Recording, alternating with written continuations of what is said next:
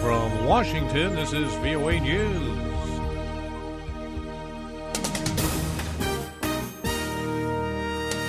The French satirical magazine Charlie Hebdo is ready to go to press again. I'm Kouguell reporting. The Prophet Muhammad will be on the cover of the next issue of the French satirical magazine Charlie Hebdo. In a preview released Monday, the Prophet is seen holding a sign saying, "I am Charlie," and standing under the headline, "All is Forgiven." The publishers of the first post-terror attack issue of the magazine say they plan to run at least 3 million copies. A Turkish news agency aired security camera footage from an Istanbul airport, reportedly showing the girlfriend of a French terror suspect entering the country. The video is of a woman believed by Turkish officials to be Hayat Boumeddiene. The 26-year-old is sought by French authorities in connection with the 3-day terror spree in Paris last week. They killed 17 people and 3 alleged attackers, including her partner, Amedi Coulibaly. France is deploying 10,000 troops to boost security at sensitive sites in the aftermath of the deadly terror attacks.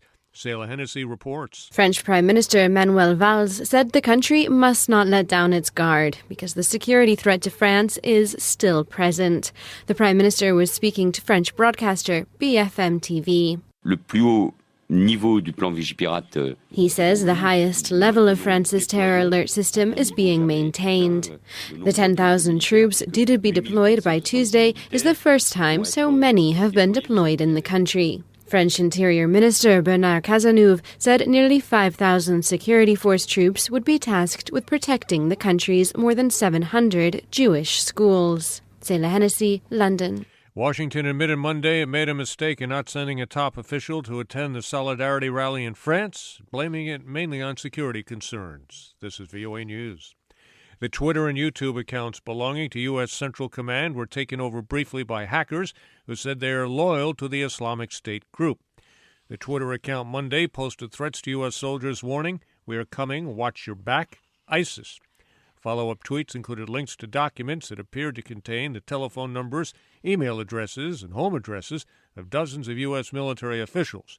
Within 30 minutes, the CENTCOM accounts were suspended. U.S. officials and analysts say the hack does not represent a security threat. Indonesian Navy divers have retrieved the flight data recorder from the AirAsia plane that went down in the Java Sea more than 2 weeks ago, killing all 162 people aboard. The flight data recorder will be taken to Jakarta, where it could take up to 2 weeks to analyze. Divers have also located the cockpit voice recorder, but it cannot be immediately recovered because it is wedged under heavy wreckage. Pope Francis is headed for a week-long trip to Asia, leaving Rome for Sri Lanka and the Philippines. Pope Francis arrives Tuesday in Sri Lanka.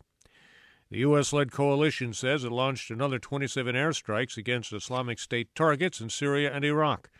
The U.S. military says the air attacks at Islamic State fighting positions and buildings near Kobani, the Syrian town near the Turkish border, where Kurdish fighters and insurgents have been battling for control for months. In Iraq, 16 air attacks hit more Islamic State fighting positions.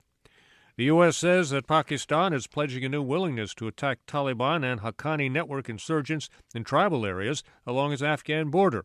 That word following talks between visiting U.S. Secretary of State John Kerry and Pakistani Prime Minister Nawaz Sharif in Islamabad Monday.